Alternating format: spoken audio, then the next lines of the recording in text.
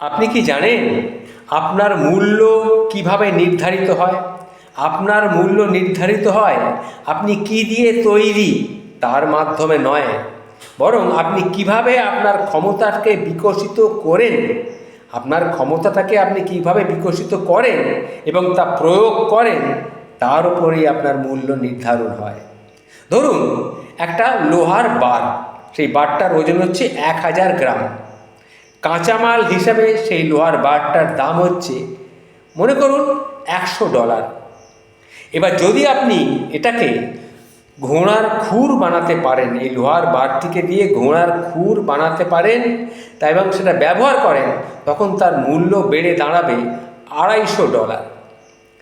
এবার সেই বারটিকে দিয়ে যদি সেলাইয়ের সূচ তৈরি করতে পারেন, অনেক সূচ তৈরি হবে, তখন তার মূল্যটা দাঁড়াবে $70,000। এবার সেই বারটিকে দিয়ে যদি আপনি ঘড়ির স্প্রিং ও গিয়ার তৈরি করেন, তখন তার মূল্য পৌঁছে যায় $6,00,000।